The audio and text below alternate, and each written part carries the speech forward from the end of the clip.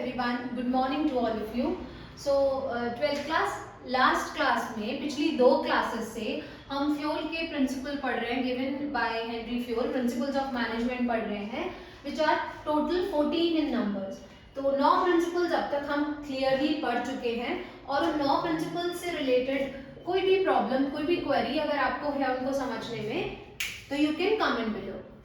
Now in today's class we will continue rest of the 5 principles given by Henry Fayol और आज की class में मैं आपको वन लाइनर्स भी दूंगी क्लास जो आपको जरूरी होंगे इनको एट फर्स्ट गो क्लिक करने में जब आप अपने MCQs एग्जाम्स देंगे at that point of time. So पहला प्रिंसिपल है प्रिंसिपल ऑफ ऑर्डर। तो ये जो प्रिंसिपल है class, principle of order, it is always a confusing principle with what? With principle of order और command। इसमें अक्सर स्टूडेंट्स को प्रॉब्लम रहती है, हम ऑर्डर का मतलब समझते हैं ऑर्डर देना कि हाँ हम ऑर्डर दे रहे हैं किसी को कि आप ये काम करो, जो एक जनरल लैंग्वेज में भी हम यूज करते हैं। But according to principle of order given by Henri Fayol, it states that everyone and everything must have a place. ये प्रिंसिपल कहता है everyone and everything should have a place। हर चीज का एक निर्धारित जगह होनी चाहिए। फॉर एग्जाम्पल, अगर मैं आपको एग्जाम्पल के तौर पे समझाऊं, आप सब स्कूल्स जाते हैं, स्कूल्स में, school is a very big huge building, उसमें बहुत सारे रूम्स होते हैं और हर रूम के बाहर स्पेसिफाई होता है ये प्रिंसिपल ऑफिस है, ये वाइस प्रिंसिपल ऑफिस है, ये 12th क्लास है, ये 10th क्लास है, ये ऑफिस है, ये कंप्यूटर लैब है। That is what order is. So that हमें पता होता है कि एज अ टीचर कि 12th क्लास कहाँ है, हम वहां जाएंगे। अब सपोज मान लो ये ऑर्डर है ही नहीं, आप स्कूल में गए रैंडमली, जो जिस कमरे में पहले पहुंच गया जो स्टूडेंट वो उसका हो गया, तो फिर हम ढूंढते रहेंगे, है ना, कि 12th क्लास कहाँ बैठी है, अगर रोज नया नया कमरे होंगे तो that is what principle of order says, everyone and everything should have a place. अब ऐसी अगर हम फर्म की बात करें, फर्म में कैसे ये ऑर्डर काम करता है, मान लो कि फर्म में एम्प्लॉइज काम करते हैं, मैनेजर कहाँ है, हमारा रिपेयर बॉस कहाँ बैठा है, सपोज मशीन में कुछ प्रॉब्लम आ जाए, ये हम साइंटिफिक प्रिंसिपल्स में डिस्कस करेंगे। बट ऑर्डर में फिर भी हमें पता होना चाहिए कि सपोज हमें अपना रॉ मटेरियल कहाँ से लेके आना है, सपोज मशीनरी में कुछ प्रॉब्लम आ गई है तो फिर वो जो इंजीनियर है वो कहाँ है, उसको कहाँ अप्रोच करना है। अगर हम उसको ढूंढते ही रहेंगे क्लास, कोई प्रॉब्लम आ गई इन बिटवीन और हम ढूंढते ही रहे, हमारा हेड का है, मुझे उससे पूछनी है, उसका कोई स्पेसिफिक ऑर्डर, कोई फिक्स प्लेस नहीं है, तो क्या होगा, हमारा सारा टाइम इसी चीज में निकल जाएगा। तो प्रिंसिपल ऑफ ऑर्डर कहता है कि हर चीज का एक जगह, हर चीज की और हर व्यक्ति की एक जगह निर्धारित होनी चाहिए सो दैट हम उनको जरूरत पड़ने पे ढूंढ सके। This is what principle of order says, everyone and everything should have a proper place. एक उसका जगह होना चाहिए और वो वहीं हमें मिलना चाहिए। अब हम इस प्रिंसिपल को अगर नहीं फॉलो करेंगे तो अभी बात आप भी समझ सकते हैं क्लास, अभी हमने डिस्कस किया कि if we violate this principle तो क्या होगा। सॉरी, हम इसके पॉजिटिव्स पढ़ेंगे, वायलेशन फिर उसका ऑपोजिट ही होगा। सो अगर अब हम इस प्रिंसिपल को फॉलो करेंगे तो उसके पॉजिटिव्स हमें क्या क्या मिलेंगे, क्या क्या मिलेंगे, कोऑर्डिनेशन प्रॉपर रहेगा, एफिशिएंसी आएगी, हर चीज में टाइम कम लगेगा बिकॉज हमें पता होगा कि चीजें कहाँ हैं। Here, so these are the positive impacts of this principle। and इसके साथ साथ एक और चीज आएगी, systematic working, because हर चीज का एक सिस्टम होगा, systematic working। क्लियर? और अगर अब हम इस प्रिंसिपल को नहीं फॉलो करेंगे तो क्या होगा, एफिशिएंसी जो है वो रिड्यूस हो जाएगी, टाइम ज्यादा लगेगा हर काम को करने में। फर्स्ट चैप्टर में आपने इफेक्टिवनेस और एफिशिएंसी पढ़ा होगा, तो एफिशिएंसी क्या कहती है, इफेक्टिवनेस क्या कहता है, एक बार वापस से रिकॉल कर लेते हैं, वो भी आपको याद रह जाएगा। फिर एफिशिएंसी और इफेक्टिवनेस दोनों में एक मतलब दोनों जो है, जैसे बिजनेस में ना बैलेंसिंग सिखाई जाती है क्लास। देखो हमें पता होना चाहिए, जैसे अभी हमने सेंट्रलाइजेशन डीसेंट्रलाइजेशन पढ़ा, दोनों होने जरूरी है। ऐसी इफेक्टिवनेस और एफिशिएंसी भी होना जरूरी है। एफिशिएंसी कहती है कि हम मिनिमम रिसोर्सेज के साथ मैक्सिमम आउटपुट लेके आए। This is what efficiency says. Time नहीं वेस्ट कर रहे, ऑर्डर में चीजें जाके फटाफट से लेके आ रहे हैं, काम कर रहे हैं, तो हम एफिशिएंट हो रहे हैं। इफेक्टिव कब होते हैं? जब हम काम को टाइम पे पूरा करते हैं। तो जब हम इस प्रिंसिपल को फॉलो कर रहे हैं ऑर्डर को, तो कोऑर्डिनेशन अच्छा हो रहा है वर्कर्स के बीच में, एफिशिएंसी आ रही है और सिस्टमैटिक वर्किंग जो है वो हो रही है। नहीं फॉलो करेंगे तो there is no coordination, lack of efficiency among employees and no systematic working of the firm। तो ये इसके नुकसान हो जाएंगे। So this is what principle of order says। Now next principle, ये principle हमारा हो गया। Now next principle is principle of equity। Now what does this principle says?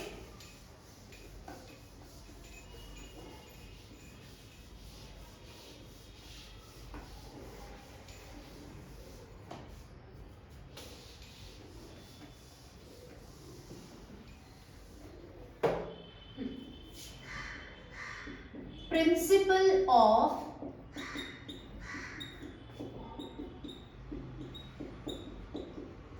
equity। So principle of equity क्या कहता है क्लास? Principle of equity कहता है कि there must be similar treatment to each and every employee।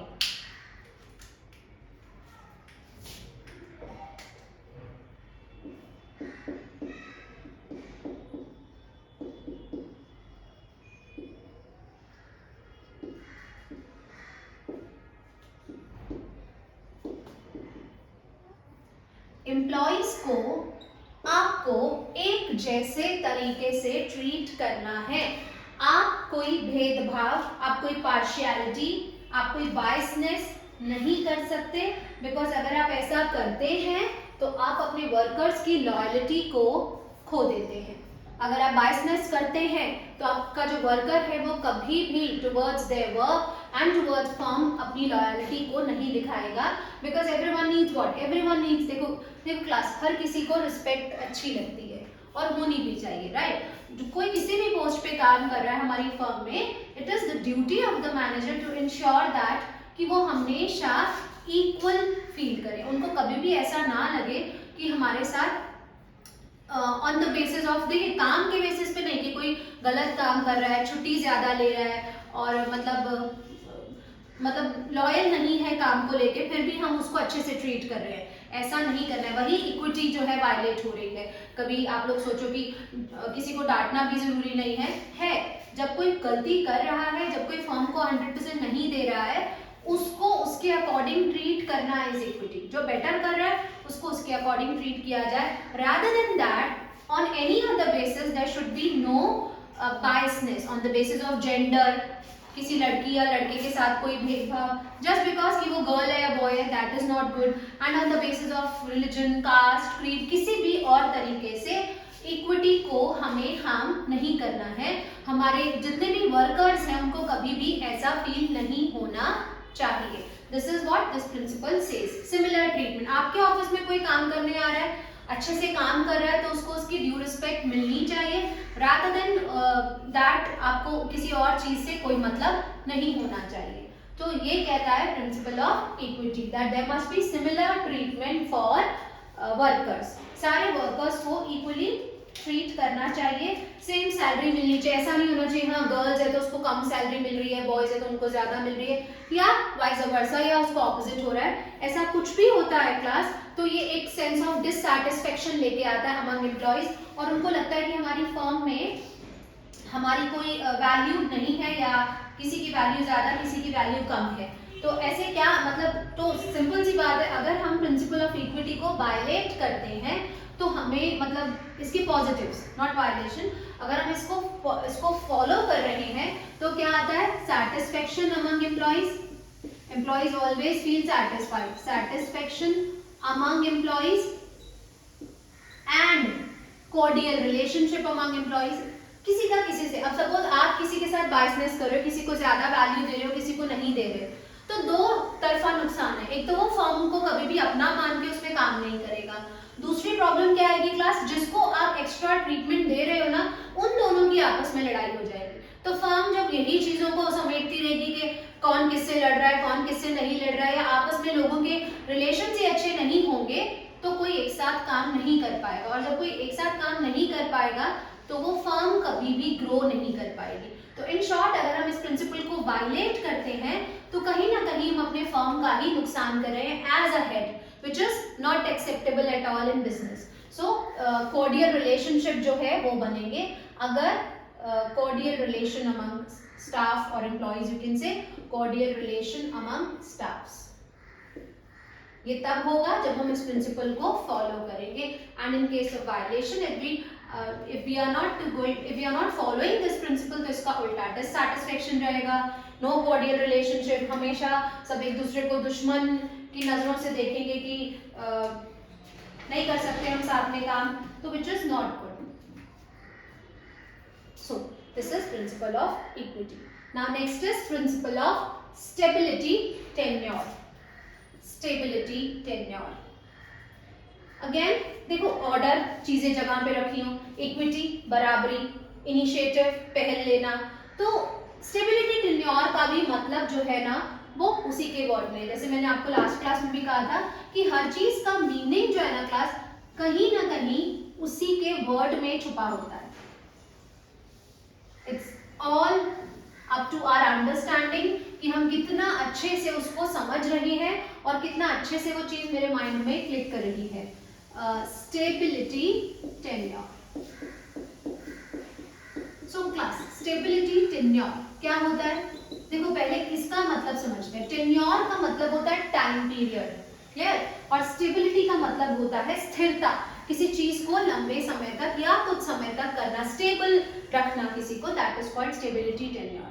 तो वही principal of stability tenure कहता है कि जब आप किसी वर्कर को फर्म में लेके आ रहे हो तो एक मिनिमम पीरियड फिक्स होना चाहिए, एक मैक्सिमम पीरियड फिक्स होना चाहिए। आप फटाफट से ना उनको हटा नहीं सकते या ना हटाएं, हटा तो सकते हैं आप because you are the boss, लेकिन ना हटाएं तो ज्यादा बेटर होगा। क्यों बेटर होगा? बिकॉज देखो आप एक मतलब रिगरस प्रोसेस से इंटरव्यूज लेके आपने न्यूज़पेपर में एडवर्टाइजमेंट करेंगे, एडवर्टाइजमेंट दी होंगी, फिर तो आपके पास जाके एप्लीकेशंस आई होंगी, फिर आपने उसमें से सिलेक्ट किया होगा। जब आप इतने लंबे प्रोसीजर से किसी को फर्म में लेके आ रहे हो तो उसको रहने भी दो थोड़े टाइम वहाँ पर, साल 1.5 साल, सो दैट वो समझे उस जगह को, वहाँ काम कैसे हो रहा है, उस चीज को एक्नॉलेज करे, सो दैट उसको काम करना अच्छे से आ जाए। सो एक मिनिमम होना मतलब एक टाइम पीरियड होना चाहिए कि आप इतना टाइम तो कम से कम दें एक वर्कर को कि वो उस वर्क एनवायरनमेंट को अंडरस्टैंड कर सके। अगर आप ऐसा नहीं करते हैं क्लास एज अ हेड तो क्या होगा? तो आप बार बार क्या करेंगे? नए नए एम्प्लॉइज को काम पे लेके आएंगे, फिर उनको 5-6 महीने लगेंगे उस वर्क एनवायरनमेंट को समझने में, 6 महीने लगेंगे, उसमें उतने में आपको लगेगा ये तो अच्छा काम ही नहीं करता, उसको निकालो, किसी और को लेके आओ। So what you are doing is you are wasting your resources, और उसका जो हैरेसमेंट हो रहा है, मेंटल हैरेसमेंट की पता नहीं मुझे क्यों निकाल दिया, तो वो तो है। तो ये दोनों चीजों से आप बच सकते हैं अगर आप इस प्रिंसिपल को फॉलो करते हैं। तो what does this principle says? ये प्रिंसिपल क्या कहता है क्लास की आपको एक मिनिमम फिक्स टेन्योर के लिए लोगों को अपने काम पे रखना है, ठीक है? An employee must be there in the firm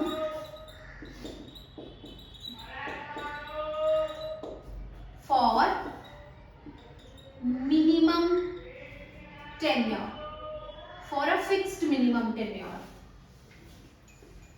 मतलब एक इक्वालिटी होनी चाहिए ना, सबको आप इक्वल टाइम दे रहे हो for a fixed minimum tenure.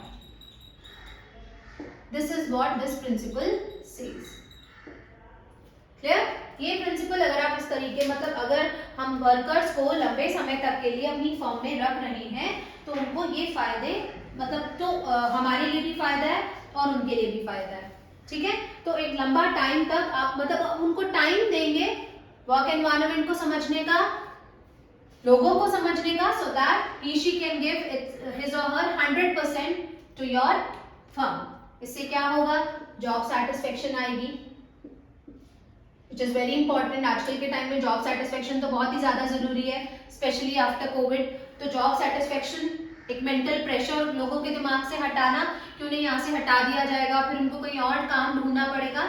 It's in your hand कि आप उसको एक पॉजिटिव वाइब मतलब एक पॉजिटिव एनवायरनमेंट दें काम करने के लिए। दूसरा क्या है, दूसरा क्या होगा, एफिशिएंसी भी इंक्रीज होगी। जैसे मैंने आपको अभी भी बताया था कि एग्जांपल देके क्लास कि जब कोई वर्कर हमारे यहाँ आ रहा है काम करने के लिए, कोई स्टाफ आ रहा है काम करने के लिए, तो ये भी मेरी ही रिस्पॉन्सिबिलिटी है एज अ हेड कि मैं उसके अंदर कुछ निखार, कुछ इंप्रूवमेंट लेके आऊँ। This is also my responsibility as a head, तो ये करना जरूरी है। This is what principle of stability of tenure says. तो ऑर्डर, चीजें अपनी जगह पे हो, लोग अपनी जगह पे हो, इक्विटी, सबको इक्वल ट्रीटमेंट और फेयर ट्रीटमेंट मिले, स्टेबिलिटी टेन्योर, मिनिमम पीरियड के लिए आप एक वर्कर को जरूर रखें। Next is principle of initiative, principle of initiative. So what does this principle says class? Initiate करना। इनिशिएट का मतलब होता है पहल करना। क्लियर? फ्लैग बियरर बनना। Principle of initiative. इनिशिएटिव को हिंदी में कहते हैं पहल।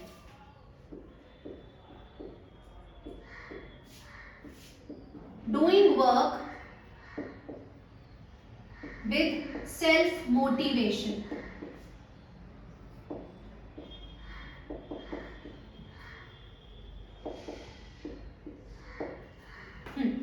सेल्फ मोटिवेशन से काम करना। अब एक इंसान सेल्फ मोटिवेशन से कब काम करेगा क्लास? अब अपना ही एग्जांपल ले लो।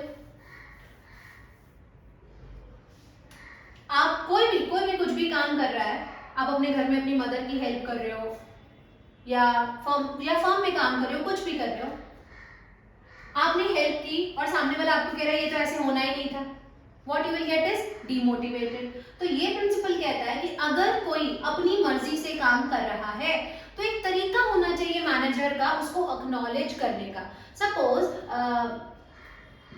आप कुछ बना रहे हो या एक तरीके एक प्रोडक्ट आपकी फर्म में बनता है या कोई चीज आप प्रोड्यूस कर रहे हो, आपको किसी पर्सन ने, किसी एम्प्लॉय ने बताया कि देखिए सर इसको इस तरीके से और अच्छा किया जा सकता है। आप उसको क्या बोल रहे हो, ये तुम्हारा काम नहीं है, तुम इस लेवल की वर्कर नहीं हो जो तुम हमें बताओ कि किसे बनाया जाएगा। हो सकता है वो बंदा सही भी हो या गलत भी हो, लेकिन वो सोच रहा है, वो सेल्फ मोटिवेटेड है कि मैं इस काम को और अच्छा कैसे कर सकता हूँ। अगर आप उसको इस तरीके की ट्रीटमेंट देंगे ना क्लास, तो वो कभी भी अच्छी चीजों मतलब कभी भी अगर कुछ और ऐसा बेटर होगा ना आपको नहीं बताएगा।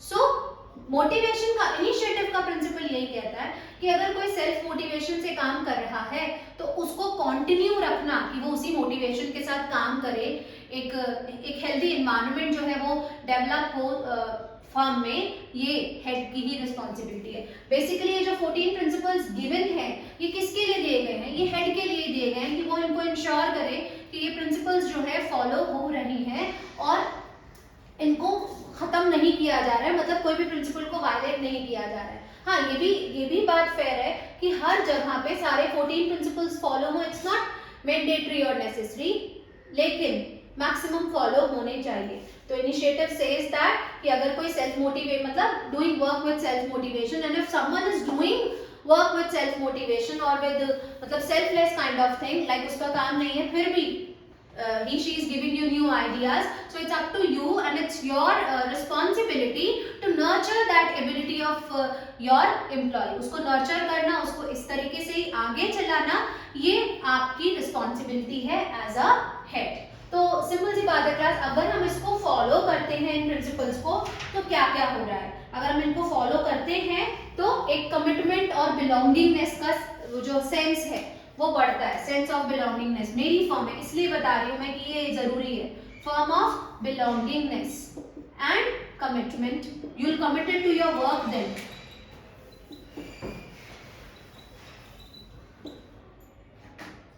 कमिटमेंट, तो ये दो काम तब होते हैं जब हम इनिशिएटिव के प्रिंसिपल को फॉलो करते हैं। So this is our 13th principle, principle of initiative. Now last is principle of spirit de corps. Principle of spirit de corps. Last principle है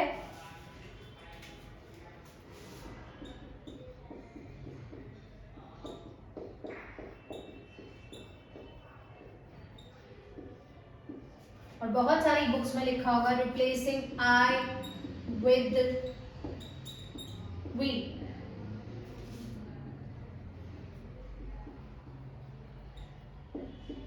एग्जैक्टली यही हमें इस प्रिंसिपल में करना है कि जो एक बॉस है ना, वो बॉस ना बन के एक लीडर बने और अपनी टीम को लीड करे। I with we. अगर गलती हो रही है, you have to take responsibility as a head कि ठीक है, हो सकता है मैं इम्पार्ट करने से रह गया, क्या बताना था, it is my responsibility to make it good again.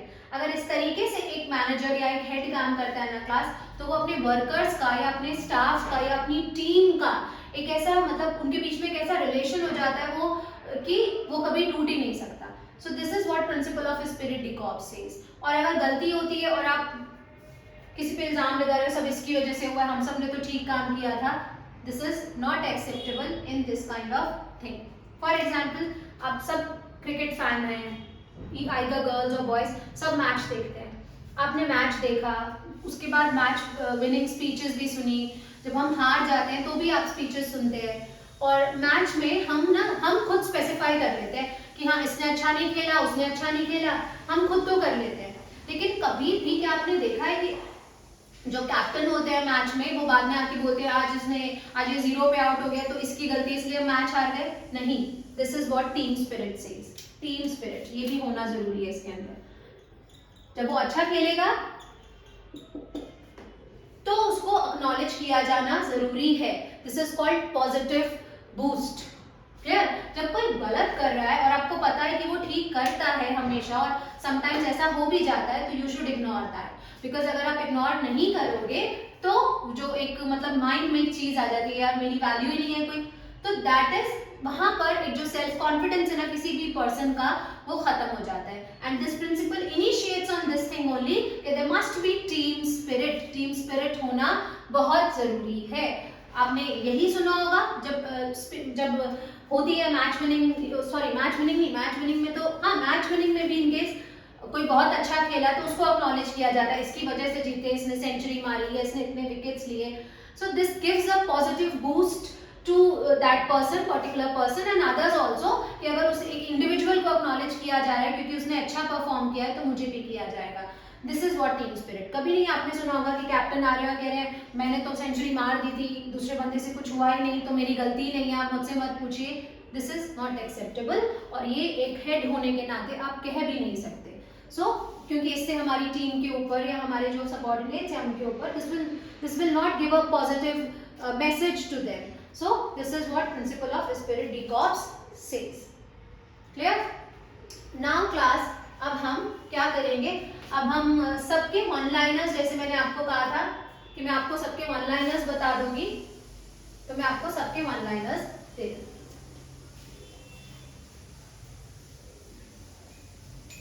फटाफट से सारे प्रिंसिपल्स लिख के मैं आपको इनके वन लाइनर्स दे देती हूँ। With this your principles of management will be over. 14 principles given by Henri fuel, वो खत्म हो जाएंगे। फिर हम अपने साइंटिफिक प्रिंसिपल्स पे आएंगे, गिवन बाय F.W. टेलर। सो 14 प्रिंसिपल्स को फटाफट से हम यहाँ लिखेंगे class. First is division of work,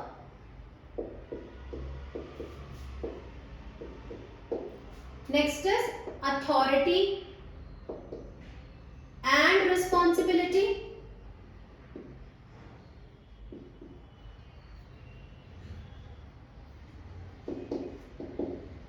third is principle of discipline,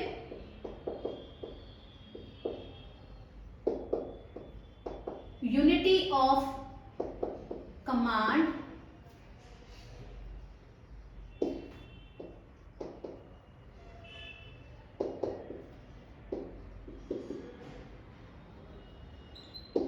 unity of direction.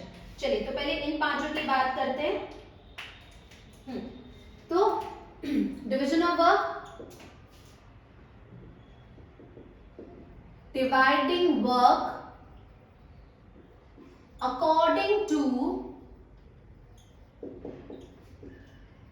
one's capability. Clear?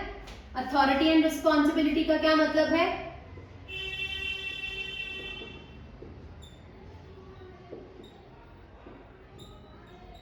Powers with subordinate. Subordinate को आप powers दे रहे हैं.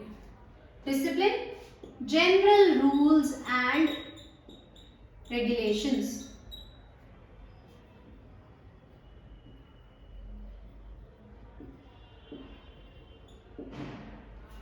Next is unity of command.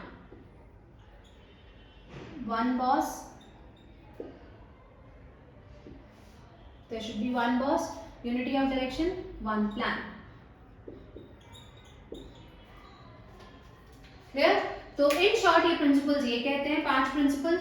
फटाफट से इनको देखिए, फिर हम आगे के और देखते हैं.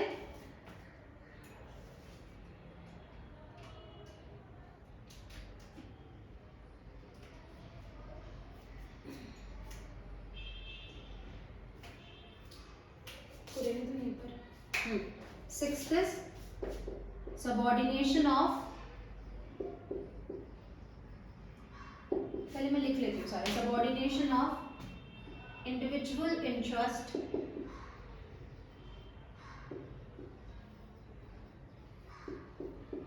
to general interest.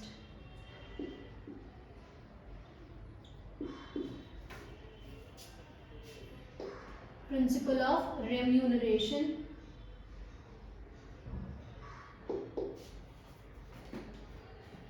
साथ में होंगे.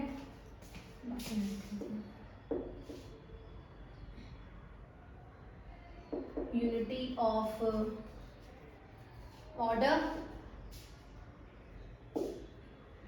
Unity of order नहीं, principle of order.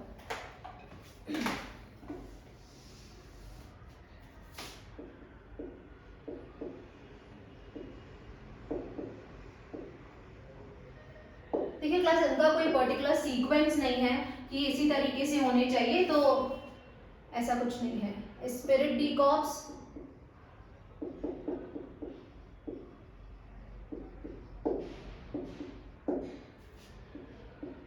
Initiative,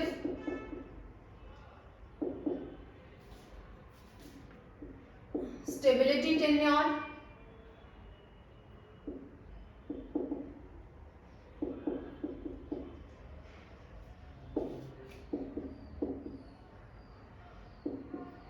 centralization and decentralization,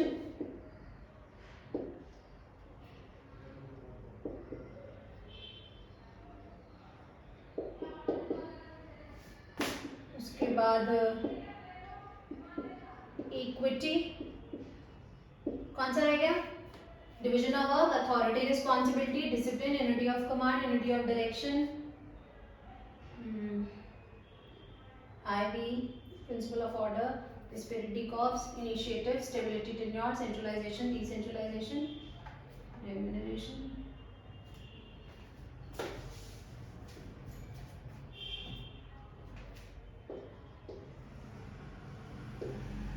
Principle of remuneration लिखते हैं ना.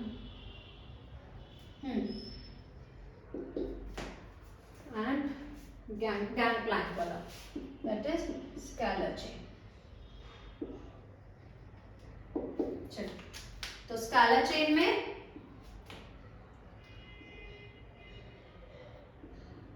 Effective communication,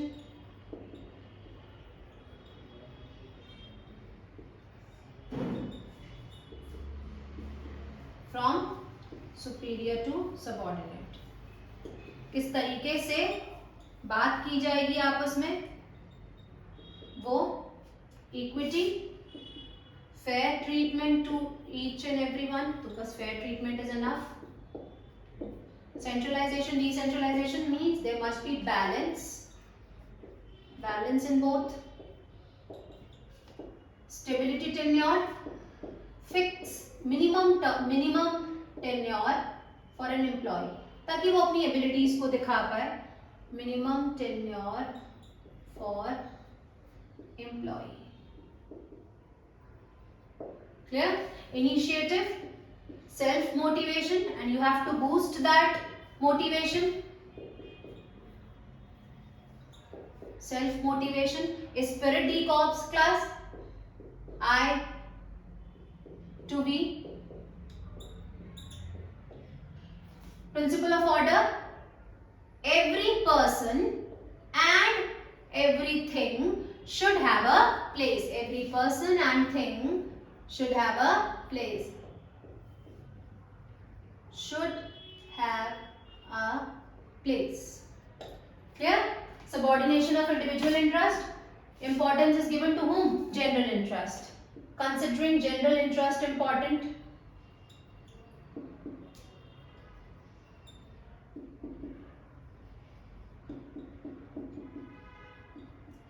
And at last, remuneration. Fair remuneration must be given. Employees को ये ना लगे कि हमें कम सैलरी मिल रही है, मतलब वो तो सबको ही लगता है हमेशा जिसको जितना पैसा मिले, बट आप एक ऐसा तरीका, मतलब इस तरीके से वेज डिसाइड करें या सैलरी डिसाइड करें कि उनके जो बेसिक खर्चे हैं वो उससे कंप्लीट हो सके. उसके बाद भी किसी को लगता है तो we can not do anything ना, फिर तो उनको अपने आप को ऊपर ले जाने की जरूरत है. सो this is 14 principles given by Henry Fayol. Hope this will make you understand all the principles of Fayol very clearly. Thank you.